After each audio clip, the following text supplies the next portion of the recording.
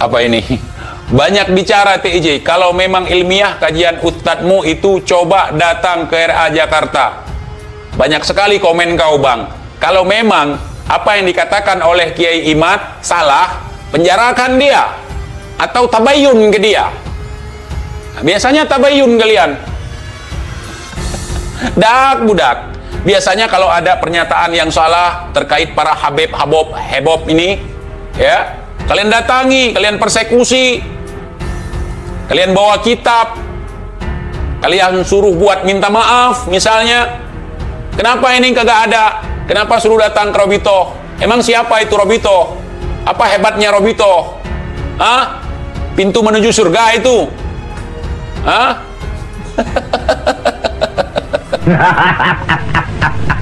Indonesia tanah air beta, pusaka abadi nan jaya.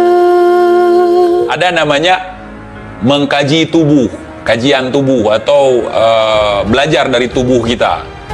Iya. Kitab itu ya tubuh. Oh TJ sesat katanya nanti ya. Kok tubuh dibilang kitab? Jangankan dibilang tubuh kitab, kitab dibilang buku aja masih marah orang.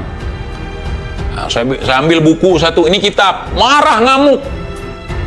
Padahal kitab itu bahasa Arab, bahasa Indonesianya buku, bahasa Inggrisnya book, bahasa Acehnya books.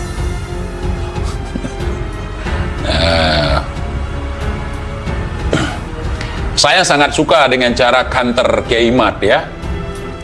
Hadirnya Kiai Imad itu bukti cara mencintai Rasulullah dan Ahlul Bait. Betul.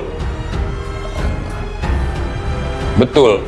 Dan kalau misalnya apa yang menjadi bantahan Robithah Alawiyah nanti membuktikan bahwa mereka nasabnya tersambung kepada Rasulullah, dan Kiai Imad bukan orang yang harus kita benci. Inilah ajaran yang salah. Ya, Habib-habib yang odong-odong ini cara mengkanter Kiai Imad lucu. Seharusnya ketika seseorang mengatakan bahwa dirimu salah, kamu harus buktikan bahwa dirimu benar, bukan langsung menuduh dan memfitnah orang lain dia salah. Tapi tunjukkan kebenaran. Kalau dia salah, yang benar gimana? Kan gitu sebenarnya dalam kajian ilmu. Imad itu salah, Imad itu nggak benar. Imad itu baru mempelajarinya segini, yang benar itu begini, gitu. Ya, gitu. Bukan berarti ketika Kiai Imad terus kita fitnah dia. Oh, dari zaman dulu nggak ada yang menafikan nasab atau silsilah Bang Alawi, kok sekarang orang berani-beraninya begini. Emang kenapa? Hah? Emang kenapa? Itulah orang-orang yang gila hormat. Saya misalnya kata mereka gini, nggak boleh manggil-manggil Habib itu dengan nama, harus panggil Habibnya. Saya manggil si Rizik, toh nggak kenapa-napa saya. Hah? Saya memanggil si Taufik, nggak ada yang berani persekusi. Boro-boro balak datang ke saya, boro-boro saya kualat. Hah? Si Taufik, si Rizik, si Bahar. Kata si Bahar, kalau ada yang berani manggil-manggil si Rizik itu dengan panggilan si Rizik, kata si Bahar, kalau ada yang manggil-manggil Taufik dengan panggilan Taufik, gua nggak sekedar Taufik, si Taufik gua panggil. Si, pakai si. Ya, menandakan tidak ada harga sama sekali di mata saya. Apakah itu salah? Ente bisa apa? Bahar. Terus ente bilang kalau ada orang ngomongin Menir Uthman itu sebagai antek-antek Belanda, terus lu marah. Gua bilang dia antek-antek Belanda, dan begitulah sejarahnya. Begitu sejarahnya. Seseorang, nih gua kasih tahu ke kalian Bahar, dengar baik-baik. Seseorang yang antek-antek Belanda, pasti Belanda akan menceritakan riwayatnya. Dia adalah antek-antek kami, dia sangat berjasa kepada kami. Jasanya ditulis oleh Belanda. Coba lihat, misalnya Teku Umar, Cut Nyak Din. Teku Umar sampai hari ini ditulis kebencian Belanda terhadap Teku Umar. Walaupun Teku Umar diisukan menyerah kepada Belanda, tapi Belanda menuliskan, dulu Teku Umar bersiasat. TIJ mengatakan, sampai sejauh ini saya mendukung Kiai Imaduddin Utsman Walaupun pada ujungnya Kiai Imaduddin Utsman, misalnya tesis beliau terbantahkan oleh para habaib, ini dalam hal ini adalah Robitoh.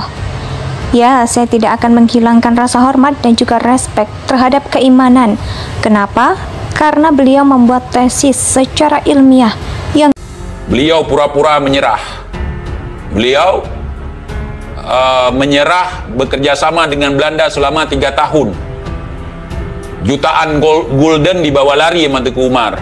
Alusista yang baru bahkan kami belum menggunakannya, Teguh Umar udah bawa kabur. Ditulis oleh Belanda. Bahkan Teguh Umar akhir riwayatnya dibunuh kan, ditembak. Kampungnya dibakar, rumahnya dibakar, Teguh Umarnya ditembak sehingga syahid beliau. Bagaimana dengan kisah Menir Usman? Yang dapat penghargaan lencana salib singa dari Ratu Wilhelmina, dari Ratu Belanda. Bagaimana kalian menyebutkan kalau dia pahlawan sementara sampai sekarang, ya, sampai sekarang Belanda masih mengeluh-elukan Menir Usman. Tapi kalau Teguh Umar dalam catatan sejarah Belanda sangat marah sekali. Kenapa ke Menir Usman tidak marah Belanda? Malah mengapresiasi. Apa ini? Banyak bicara TIJ. Kalau memang ilmiah kajian ustadzmu itu, coba datang ke RA Jakarta. Banyak sekali komen kau bang. Kalau memang apa yang dikatakan oleh Kiai Imad salah, penjarakan dia atau tabayun ke dia. Biasanya tabayun kalian. Dak budak. Biasanya kalau ada pernyataan yang salah terkait para hebob ini, ya, kalian datangi, kalian persekusi, kalian bawa kitab, kalian suruh buat minta maaf misalnya. Kenapa ini kagak ada? Kenapa suruh datang ke Robitoh? Emang siapa itu Robitoh? Apa hebatnya Robitoh? Hah? Pintu menuju surga itu? Hah? Aduh, ya. Iya, itu organisasi yang diresmikan oleh Belanda. Kalau itu tempat mencetak para wali, tempat mencetak orang-orang menjadi dai, menjadi orang-orang benar, ya nggak apa-apa kita datangi. Itu merupakan sebuah organisasi yang netral misalnya, nggak apa-apa. Tapi kalau sarang penyamun ngapain? Ada apa di sana?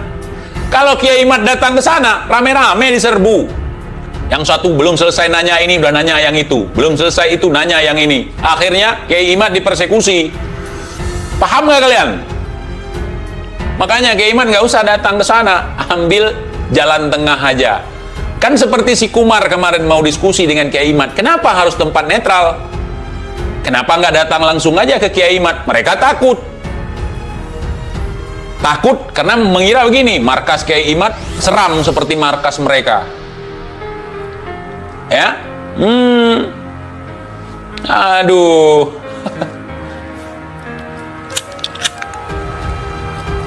Saya, kalau ditanya sama si Bahar, siapa itu Habib Utsman, itu adalah ante-ante Belanda. Mau dia ngamuk, mau dia marah, itu ante-ante Belanda. Kemarahan dia tidak bisa mengubah seorang pengkhianat negara menjadi pahlawan negara. gampang dan sangat mudah dipahami oleh kita. Justru hari ini bantahan dari kalangan Robitoh, dari kalangan para habib-habib ini sangat tidak jelas dan terkesan ngawur. Jadi sejauh ini saya orang yang mengutamakan logika.